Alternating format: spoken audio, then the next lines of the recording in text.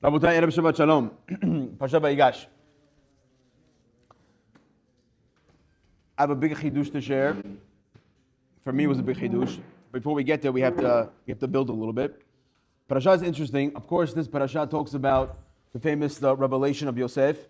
You know, he finally tells the brothers who he is, and after a couple of parashot of build-up, you know, even though we read the story every single year, I don't know about you, but I still have butterflies in my stomach every single time the Hazan reads the words. Ani Yosef, Aoda Bihai. For me, I'd always get emotional. So in parasha, it's the big revelation. Yosef is finally revealing himself to his brothers. What's strange, and this should bother everybody, is throughout the parashiyot we see very strange behavior from Yosef. Yosef is, it seems like he's playing around with the brothers. You know, at one point, the moment they come in, he calls them meraglim, he calls them spies. And after that, he throws them in jail. And after he throws them in jail, they come out and they find their money in their bags. And then he says, you're not going anywhere until you bring down your smaller brother, throws Shimon inside the prison. And then after Benjamin comes down, he puts the goblet back inside his bag. A lot of strange things Yosef is doing, and the text doesn't give us any input as to why. The uninitiated will tell you that, it's regular revenge.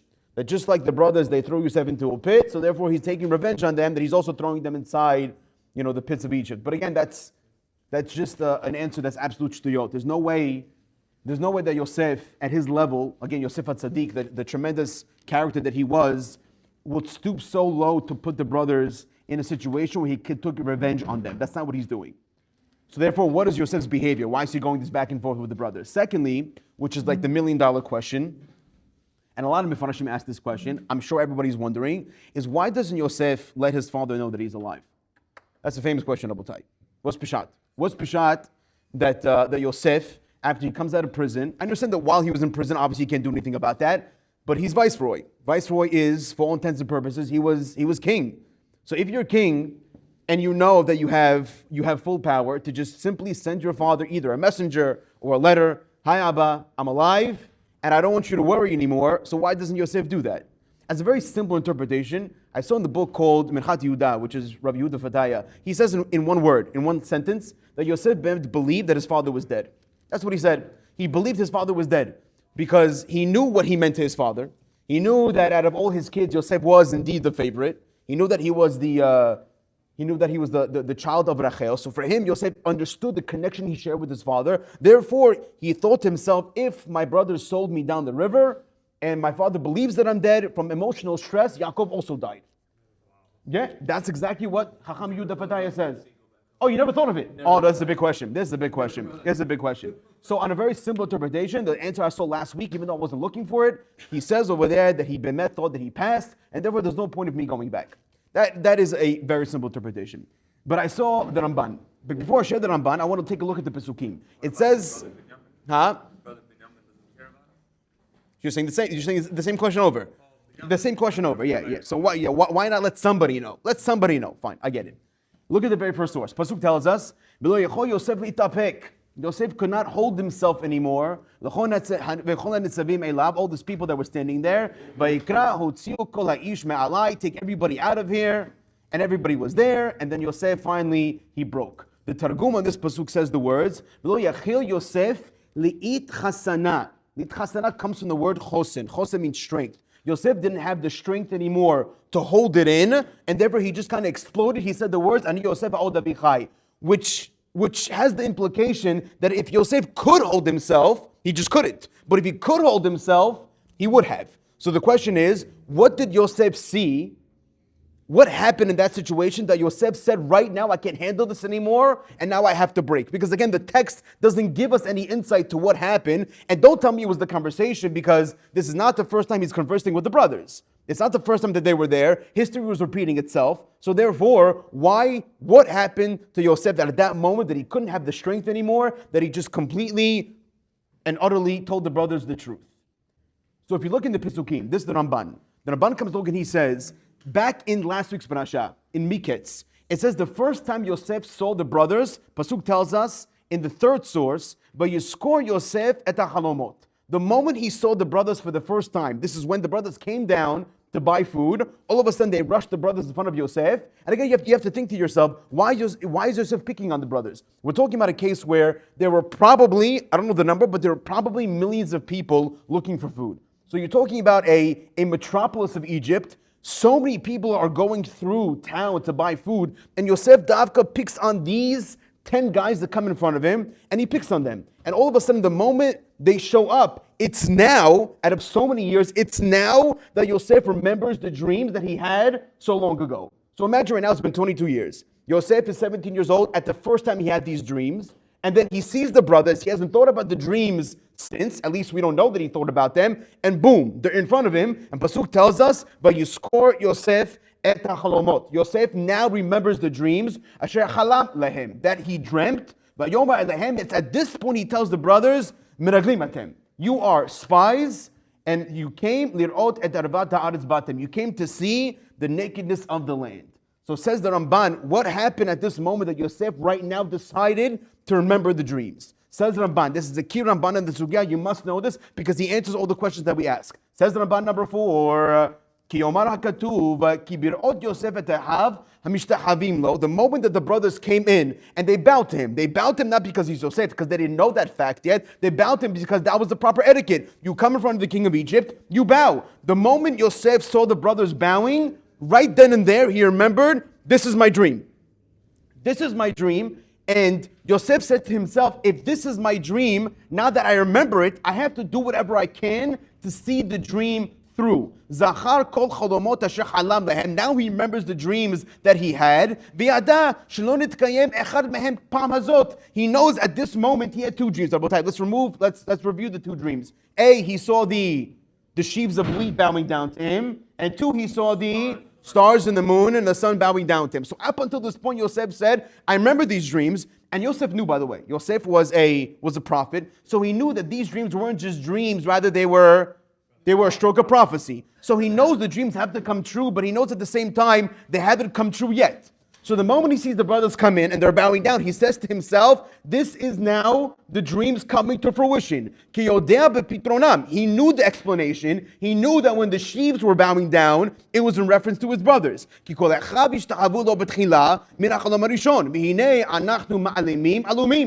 that from the first dream, his brothers have to bow down. He understood that all 11 of his brothers have to bow down. Rabotai, let me ask you a question. How many brothers were right now in Egypt? 10. It was everybody except Binyamin. So now Yosef knows, hold on a second, the dream hasn't come true yet because there's only 10 of them. Not even the first dream. So if he says to himself, he understood that these dreams are not just regular dreams, rather they were prophecy. They were prophecy. And therefore he has to make sure that these prophecies have to come true. Why did he feel a need to come along and make sure? Why not just let it go and let God deal with it? It must be that he felt that since God gave him the dreams, it was also in his hands to make sure that they come true. So right now Yosef is saying to himself, I know these dreams were not just regular dreams, they were nivu'ah. They were prophecy. And therefore I must make sure that they come true. Therefore, right now at this current moment, dream number 1 seems to be coming together. However, there's only 10 guys over here. I need to bring down the 11th. So then he gives his brothers a hard time. He's going to throw Shimon in jail just to make sure Binyamin comes in. So now Binyamin and all 10 of the brothers can bow down. So far our answer is getting there a little bit. Why is Yosef driving the brothers crazy? So far the answer is because he's trying to fulfill the dreams that were Be'emet prophecy.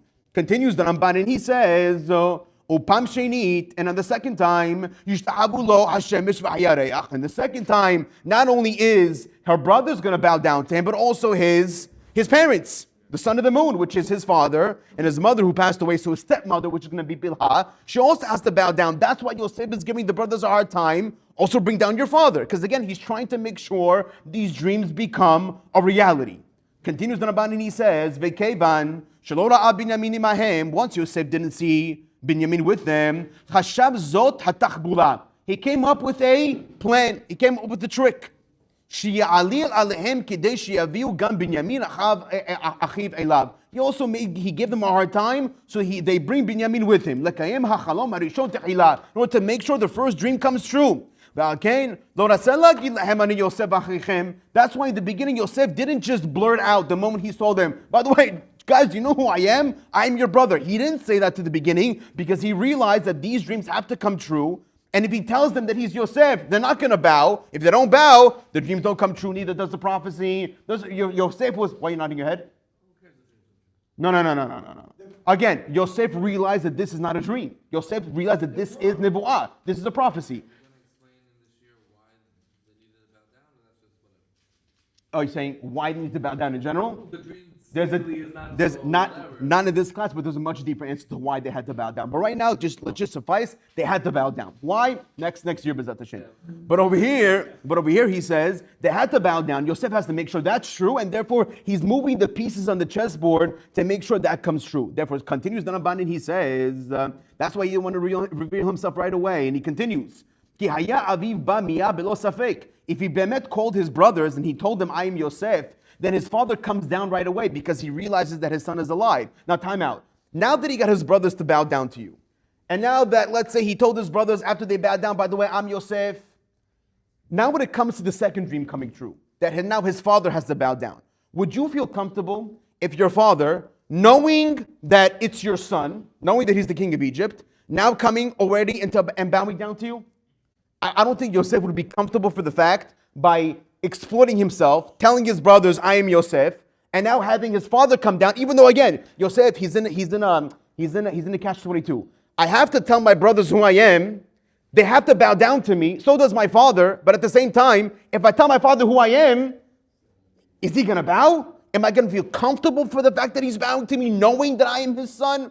Yosef is in a catch-22. His father has to bow down, but if I tell the brothers who I am, and they tell my father, then who says he's going to bow down? And therefore the prophecies don't come true. Therefore Yosef says, I don't know what to do. Should I tell them? Should I not tell them?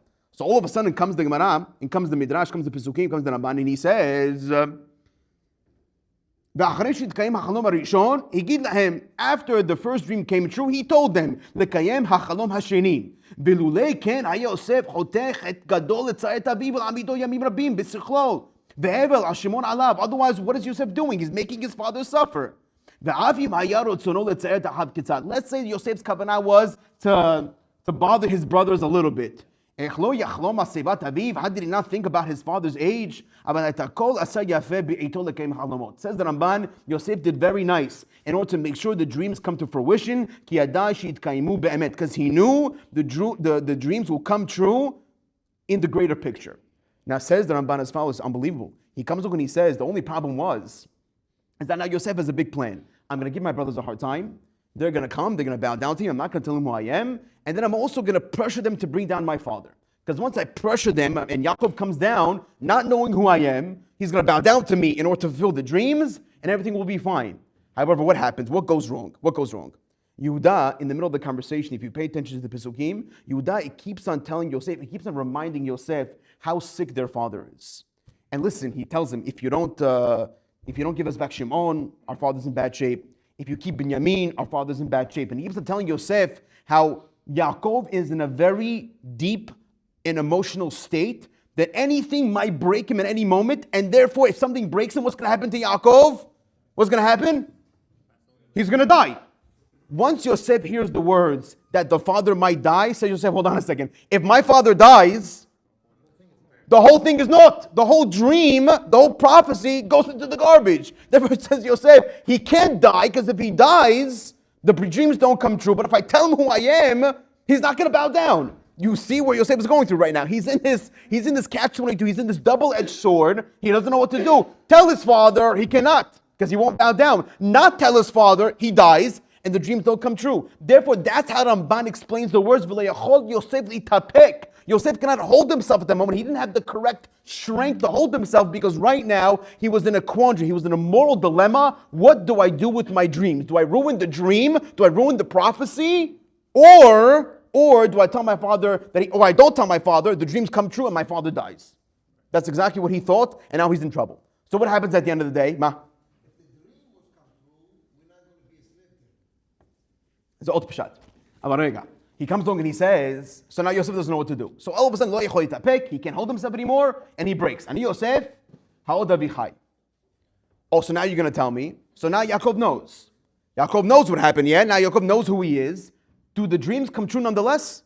Does Yaakov Avinu bow down to his son knowingly that it's his son? He does bow down. So then what happened with Yosef? Why was he so uncomfortable to make his father bow down to him, knowing or not knowing who he is, if bottom line at the end of the day is he really bowed down? He didn't make him bow down. But again, your father still bowed down to you knowing who he is. His father also held on to that. Means that he knew what was going to happen. His father also knew the prophecy. He knew it was a dream. Rabotai, look at a Targum that I found. Unbelievable Targum. Look at the very next source. Before I get to the middle paragraph of the Ramban, I'll read you what the source number 5 says. The Torah tells us in Pisukim that the moment that Yosef took the chariots over to his father, Torah tells us, Vayasor Yosef merkavto. Yosef gets off his chariot, Vaya'al likrat Israel. He went to greet his father, Israel Aviv, Goshna in Goshen. Vayar elav, he sees him. Vayipol atzavarav, he falls on his neck. Vayevk atzavarav od, and he cries on his neck more. Says Targum, look, number 6, unbelievable. It says, Vatekas Yosef Artike, he got off his chariot, Visalik lekadmut Israel. He went to greet his father, Abu Goshna, his father in Goshen, Vikadam di ishtemoda'e avoy segad lei. But before Yosef reached Yaakov, Yaakov bowed down to him. What does that mean? What's the explanation? Explanation is that before Yaakov even realized who was coming to greet him, he bowed down. Thinking to himself, he had no idea that his son was coming to greet him. He thought when his son got off the chariot, that's the first time he saw him in over 20 years. And he's getting off in this very royal type of fashion with chariots and horses and gold. Yaakov thought that Yosef was the king of Egypt, not knowing that it's his son. He just thought that he was Paro. So therefore, when he bowed down, says Targum, he didn't bow down thinking it was Yosef. He just bowed down thinking that it was somebody else. And therefore, Yosef, he got everything that he wanted. The dreams came true. And also, he didn't have to put himself in an awkward situation where his father was bowing down to his son knowingly. So therefore, Hashem took care of everything. He put all the pieces in play, giving Yosef what he wanted, by Yaakov bowing down, thinking it was somebody else, really not his son. Gorgeous Targum. But with this, Ramban answers the $1,000,000 question. Why didn't Yosef send a letter to his father? Says back in the Ramban in the second paragraph, Ki yesh l'tmoa, says Ramban. I can ask a big question. Yosef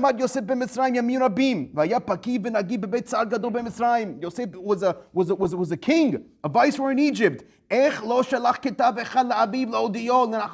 didn't he send a letter to his father to console him? Hear this? Where was Yaakov living at this point? He was living in Hebron. And what is the distance between Mitzrayim and Hebron, says Ramban? That's it. It's only a 6-day journey. So why doesn't Yosef send a letter? Says the Ramban, even if it was a year away, says the Ramban, he has to go out of his way to let his father know.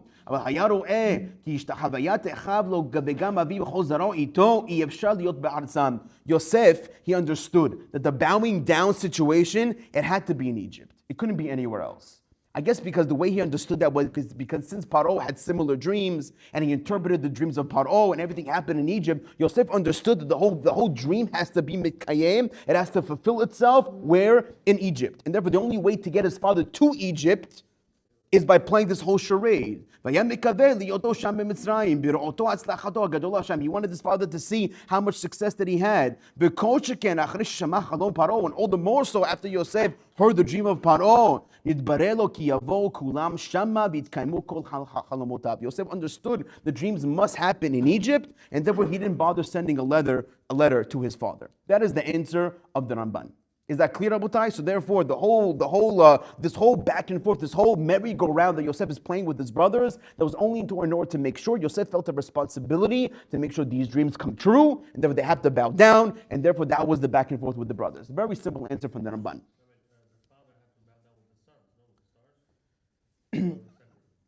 Lav dafka. I would say as long as everybody bows down, because otherwise in the Pesukim it wouldn't make sense. You could ask another question, by the way. Very good.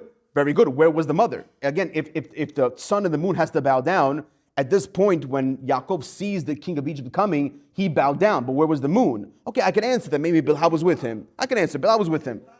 Bilhah. They bowed down already. Okay, say it fine, but they didn't say anything yet.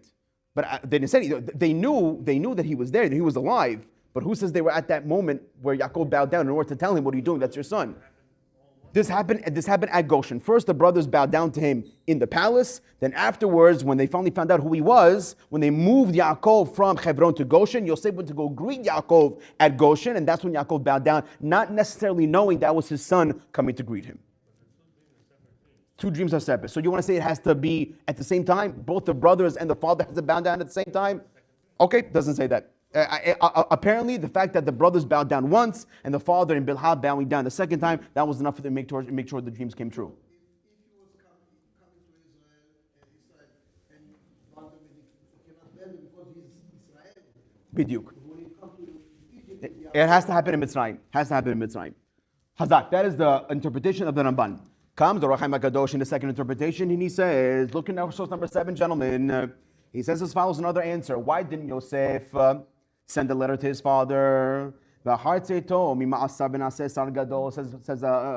HaKadosh, after Yosef came out of Egypt, after he came out of the jail, and he became a big king, now he's not worried anymore. Still, he still didn't want to send a letter to his father. Why not, says the Rachaim HaKadosh? It's like a rabbi tell us in Masechet Baba Metzia, Mutav shiapil adam atzmo lekevshan ha'esh ve'al yalbin penei chavero. It's better that a person throws himself in a fiery furnace rather than to embarrass his friend in public. Yosef knew that if he were to tell his father where he has been the past 20 odd years, it would have embarrassed his brothers. You see, the sensitivity of Yosef was, he said to himself, according to the Gemara, a person rather has to die in order to embarrass somebody else. Therefore says the Rachaim HaKadosh, V'chash al kevod ha'achim. He was afraid about the honor of the brothers, Basham, in order not to embarrass them. Lefnei Yaakov v'Yitzchak. Not only that, but also Yitzchak was alive. Yitzchak was alive, says the Rachaim HaKadosh. So therefore, not only were the brothers who would have become embarrassed in front of Yaakov, they also would have been embarrassed in front of Yitzchak, who was still living, B'chozera Yaakov, in front of everybody. B'saval she'yishe'er abi b'tzaro. He'd rather have his father sit in mourning and in pain, rather than to embarrass the brothers. An unbelievable sensitivity for Yosef. He came up and he said, I'd rather die than embarrass somebody else. Hold on a second, we'll get there in a second. That is Bemet Roman, you got the punchline, that's the final answer. It's not Or Chaim, that's a shock. We'll get there in a minute. But over here, according to Or Chaim, he says that Yosef was afraid to embarrass the brothers. And the proof to this, by the way, Yeah, and the proof to this was, by the way, the proof to where we find the concept that a person rather die than embarrass somebody else is from an episode that happened a few weeks ago with Yehuda and Tamar. Yehuda came along and Yehuda, he impregnated Tamar, and instead of she was about to burn, he was about to kill Tamar by burning her. Right? She gets to he was about to Pesak Din al Tamar. She was supposed to die, and she said, I take it upon myself. Whatever the Pesak Din is, I'd rather die than to embarrass Yehuda. The way she did it was genius. She hinted him at the end, so nothing happened at the end. But the story is telling you that much rather sacrifice himself than to embarrass somebody. Based on this, it's a fascinating Gemara can do both. The Gemara says that one time there was a rabbi called Mor Ukba. And Mor Ukba, he would always give tzedakah baseter. He gives tzedakah always in private.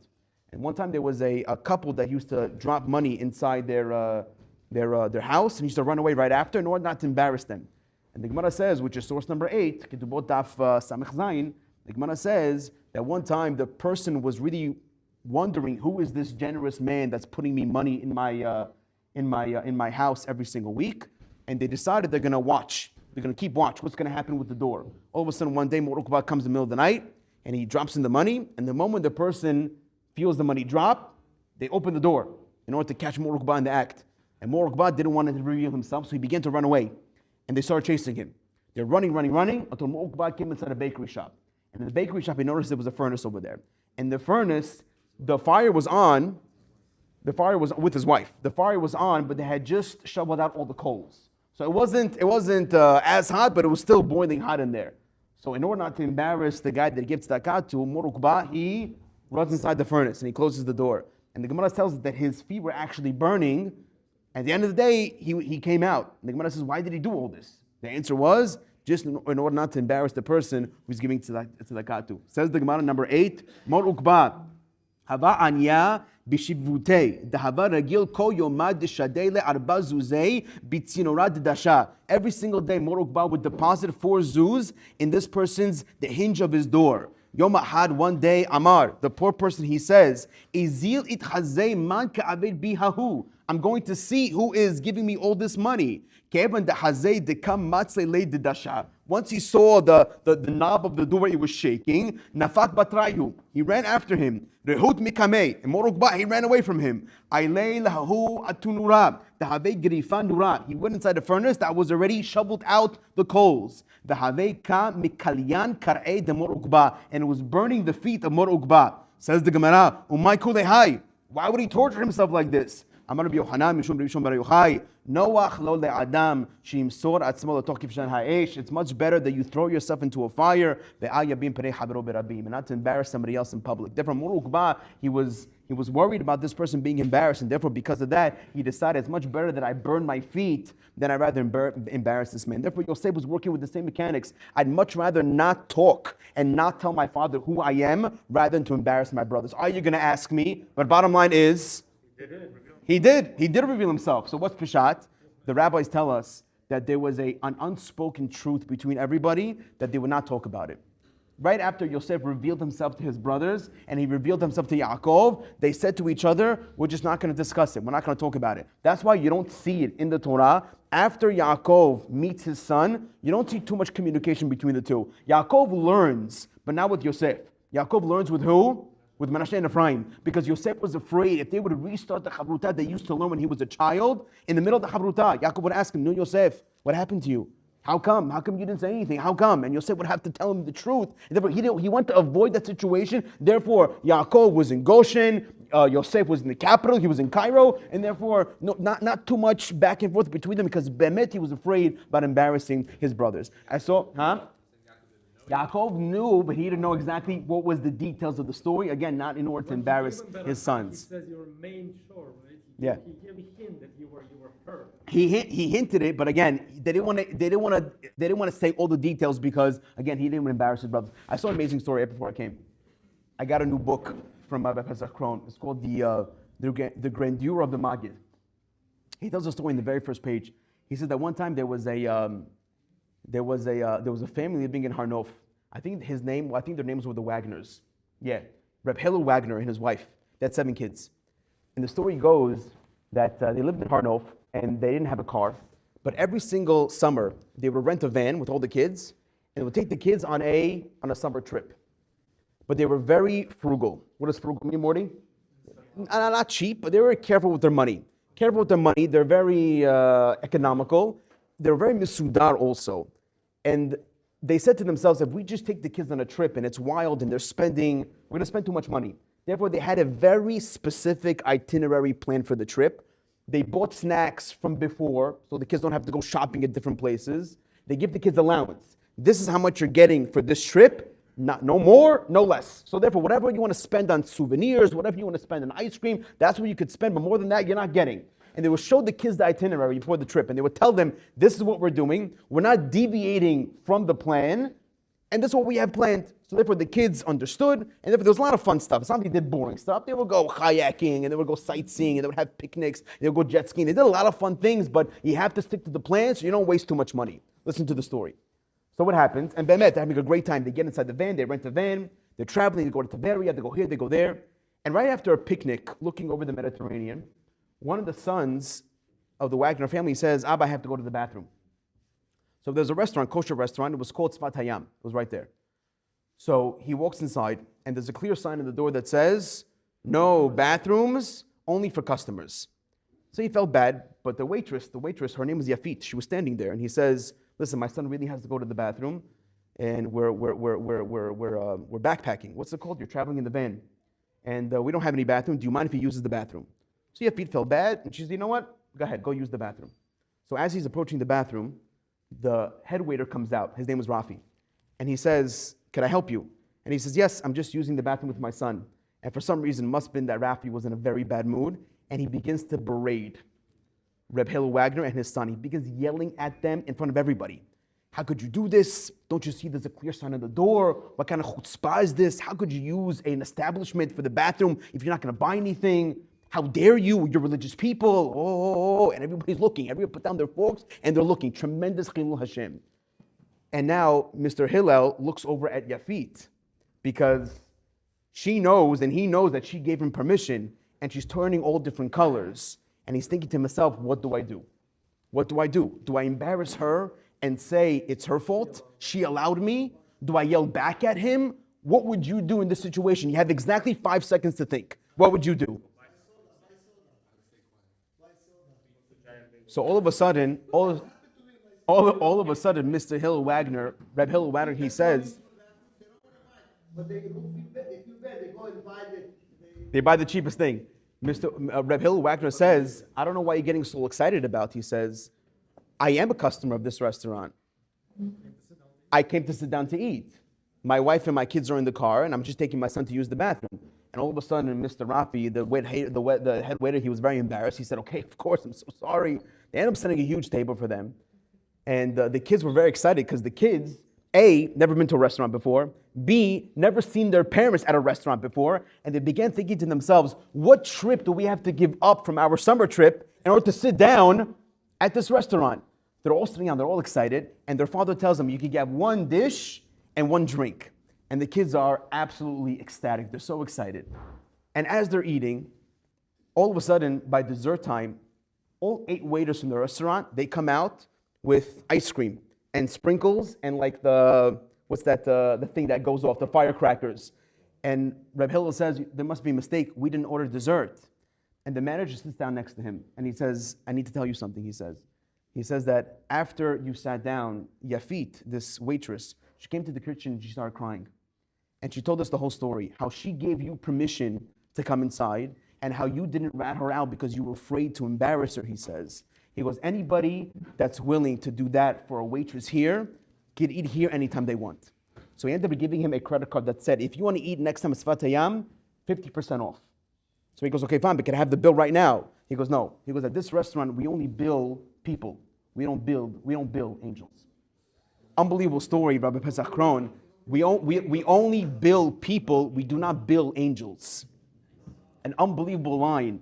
But again, you see the sensitivity when a person doesn't want to embarrass somebody else, exactly what Yosef felt. Also in the bracha of God, it begins to open up. And even though he might have seen at that moment that it was strange for him, at that moment he had his first reaction was to either blame somebody else and embarrass them just to save his own neck. But when it came down to it, he said, I'm willing to throw myself into the fire. I'm willing to embarrass myself, just not to embarrass a poor waitress. For that, Hashem says, I open up the tremendous amount of barakah to you. Again, that is the answer of the Chaim HaKadosh. He didn't tell his father, because why? Because he did not want to embarrass his brothers. But B'shutchem, this is the final answer. Shach al Torah. Roman, you already touched upon it a little bit. He says as follows. He says, his hypothesis is like this. If you pay attention, gentlemen, right before the big revelation, right before Yosef says the words, Ani Yosef ha'oda bichai, it says in the Torah that he was crying bitterly. Pasuk tells us, Vayitein et kolo b'bchi, that he was crying. And when the Torah tells us that, it wasn't just a regular type of crying. That means that he was crying a lot. And the Shach learns this cry wasn't your regular, I miss my daddy type of crying. It was a crying of teshuvah. At this moment, Yosef was crying before he revealed himself. He was crying because he needed to get something off his chest. He was crying the type of crying that a person cries on Yom Kippur. Because Yosef needed kaparat at the Shach. What kaparat does he need? He didn't do anything bad. Says the Shach, Yosef had the biggest misunderstanding of his life at this moment. What was the misunderstanding? Yosef is thinking to himself this entire time, while he's in prison, while he's by Potiphar, while he's the king of Egypt, he's thinking to himself, why would my brothers sell me? Why would they do so? What did I do wrong already? Because I had some dreams? It must be that my brothers would never do something like this without proper guidance. They had to ask somebody. When I have a question and I need to make a huge decision in my life, I ask my rabbis. I don't just go make the decision on my own. If I want to buy a house, I ask a rabbi. I want to lease a car, I ask a rabbi. If I want to do something major, I ask somebody because I need the proper guidance. You can't just go on in life, and I tell this to Chatanim and Kalot all the time. You cannot expect to get married without a mentor, without a rabbi, without somebody in your life that you know to go to big decisions. Because otherwise, there's going to be this constant friction between yourself and your wife, and it's never going to get resolved, and then there's going to be ish shalom bayit. However, if you always have that mentor, you always have that guy to go to, when your wife and yourself disagree on somebody, have that third party to say, listen, it's not the way you're saying it, it's like the way she's saying it, or vice versa. Always in order to compromise so you know how to lead a proper life. Yosef is thinking to himself, how did my brothers make such a big decision? To sell me, throw me in a pit? Who gave them permission? Who did they talk to? It must be, came to the conclusion, Yosef, that they got the permission from Yaakov. Otherwise, it doesn't make any sense how they would sell me. Not only that, says Yosef, now that I think about it, I know that my father got angry at me after I had the dreams. Therefore, says the Shach, amazing Hidush, the reason why Yosef did not talk to his father, not let him know all this time, is because he thought that his father was in on it. He thought that his father hated him just like the brothers hated him. Otherwise, this whole story doesn't make sense. And not only that, look in the Torah, in a few weeks ago, parasha, who sent Yosef to go see about his brothers? His father did. Says Yosef, turns out, I was set up by my own father. My father knew the intention of my brothers. He said to himself, how am I going to get my son Yosef to the brothers so they carry out the plan? Says Yaakov, I'm going to send him. And says Yosef, it turns out that my father hates me just as much as my brothers. Therefore he said, that's why there's no reason for me to contact him. But all of a sudden, says the Shach, all of a sudden, when Yehuda is talking to Yosef back and forth, and look at the very last source, and he says to himself, Vayomer Abdecha, Avi, Yehuda is talking to Yosef, explaining to him what Yaakov is saying. Atem yidatem. Yaakov is talking. You know, Kishnaim yadali ishti. My wife Rachel, my beloved wife Rachel, she gave birth to two sons. Ve'etzeha echad me'iti. And one of them left. Vayomer, and I said, Ach tarof toraf. He was torn up by a lion. Velodi iti vad heina. I've not seen him until now. Yosef understood that as a sign that Be'emet, Yaakov, he didn't have any negative feelings towards his son. And Be'emet, he was stolen away from his father. And now at this moment, it hit him like a ton of bricks. Says Yosef, I was mistaken. This entire time for 20 plus years, I thought my father hated me. But the truth is, he loved me the whole time. And therefore says the rabbi, that's what it means in the Torah when it says, Yosef litapek. He couldn't hold himself. He couldn't hold because right now he realized that he's been thinking wrong the whole time. And then once he realized this very important piece of information, he just exploded. He couldn't hold, he had no strength. He said the words, Ani Yosef ha'od avihai. An incredible pshat by the Siftei Kohen that says, the bottom line is the reason why he didn't reach out is because he thought Yaakov was in on it. And he comes off and he finishes with a piece of Musar and he says, sometimes, not by our biological fathers, but by our spiritual father. Sometimes by God we have that. So many people, they make a similar mistake to Yosef and they think that when misfortune strikes, when you're going through a hard time, their father in heaven is sending them away. Just like Yosef, he was in a bad situation. He thought the whole time, my father did this to me. My father sent me away. But the truth is that just like in the case of Yaakov, when he loved his son the whole time, so too when we feel in our individual lives that we're going through something difficult and we feel misfortune, when you feel that our father has sent us away, the truth is it's incorrect. Just like Yosef was incorrect and he had a tremendous misunderstanding, so too with us, if you don't have the proper hashkafa, you don't have the proper mindset, you might think that God is sending you away, but the truth is that's never the case. Rabbi Puzensky brings down an incredible story that happened to Rabbi Chaim Zaid. We spoke about Rabbi Chaim Zaid in the past. He's a Yemenite rabbi. He's an unbelievable Talmid Chacham and a great speaker in Israel. And he tells a story about him that, again, very similar along these lines where you think that, why is God doing this to me? What did I do to deserve this? But at the end of the day, he saw that everything was just chesed. Everything was kindness of God, and God has a master plan that he has to put into play. He says it was right after the Hamas attack in 2023, right after Sukkot, October 7th. And he said the whole Israel was very down and people were scrambling to find some sort of chizuk, some sort of inspiration, some sort of influence in order to pick up the country's morale. And there was a guy that lived in Beersheba.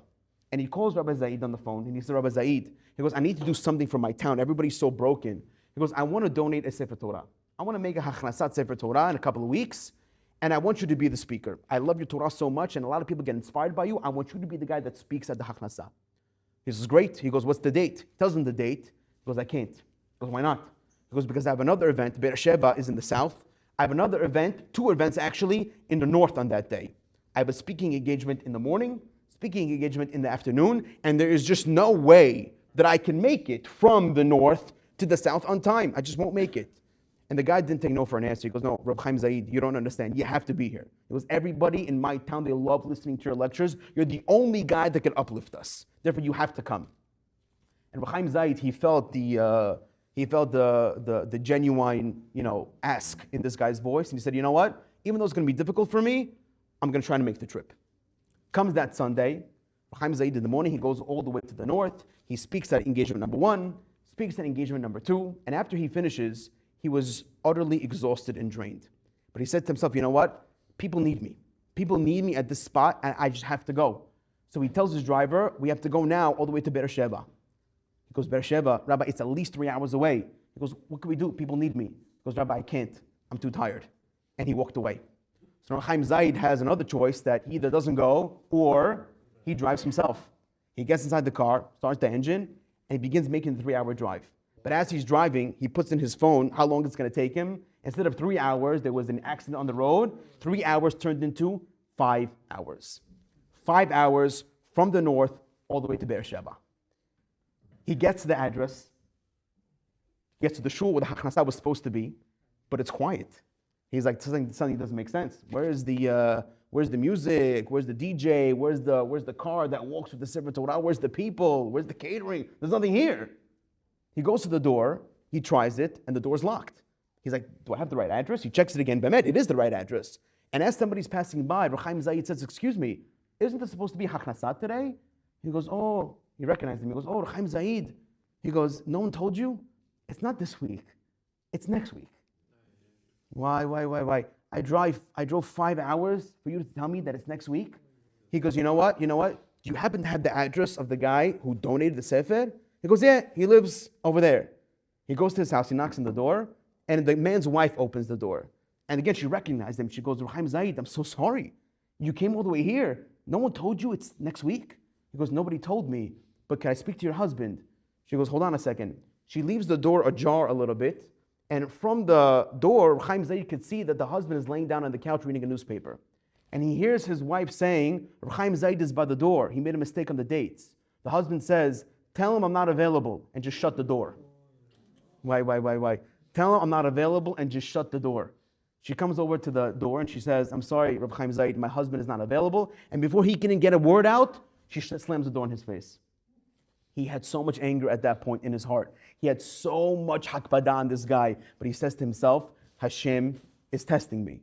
This is a tremendous test, and God is testing me. He goes into his car, and he said to himself, how could I go against all the shurim? Rabbi Chaim Zaid is well known to speak always about emunah bitachon. Kol david rahmana letavavit. Whatever it sounds like it's being tortured, whatever it sounds like to you like a misfortune, it's really not. And God is testing you, so you move on to the next level. So he says, how could I go against all my speeches, and how could I react in a way where I tell people not to react?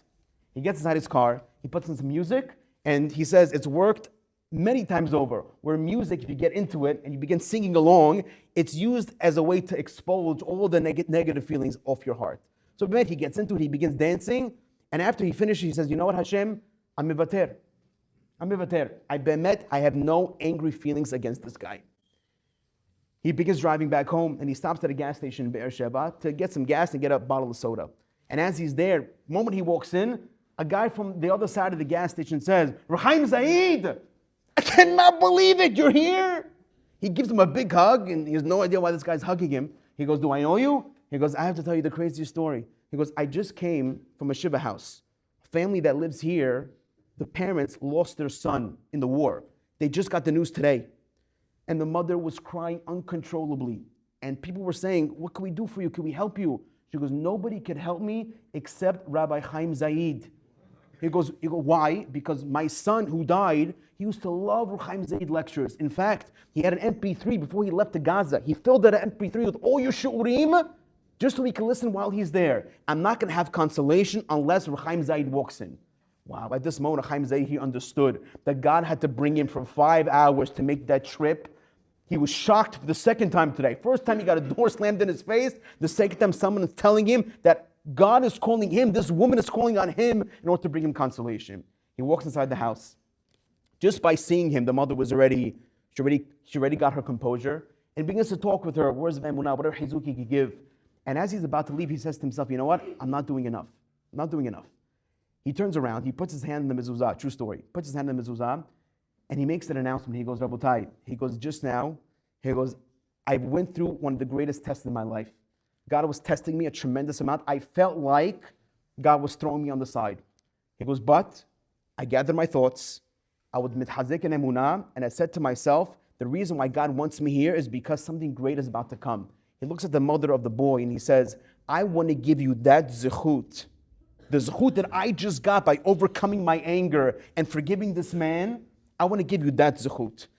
And I want you to have a baby boy this year. She didn't even ask for it. That's the blessing that he gave. 9 months later, this woman who lost her son in the war gave birth to a baby boy. Rav Chaim Zaid was the sandak. They named him Asaf Hayim. Asaf in the memory of her son that died, and Hayim in the memory of, not memory of, but in the thanks and gratitude of Rav Chaim Zaid.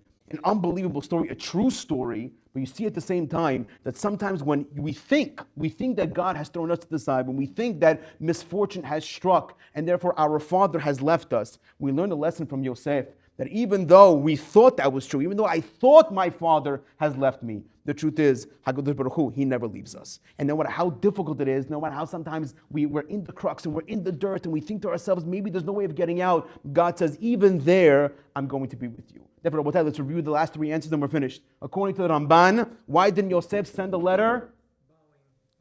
Because he says, I need to fulfill the prophecy. If I tell my father the whole prophecy is ruined, therefore I'm not going to talk to my father because the prophecies need to be seen through. According to Rahim HaKadosh, embarrassment. I don't want to embarrass anybody. Just like Mr. Hillel Wagner didn't want to embarrass Mrs. Yafit because he said to himself, this is a test. Therefore, Yosef said the same thing. Once I hold myself, I don't embarrass my brothers, God opens up the channels of heaven, the channels of bracha. And then finally, answer of the shach, which is by far the answer of the night. Because Yosef thought his father was in it. Everything made sense. Everything pointed to Yaakov as the criminal. But just like Yosef had a misunderstanding, so too sometimes we also have a misunderstanding of the way God runs the world. But we just open our eyes a little bit and had that emunah bitachon, God says, I will open up tremendous bracha for you. Shabbat shalom.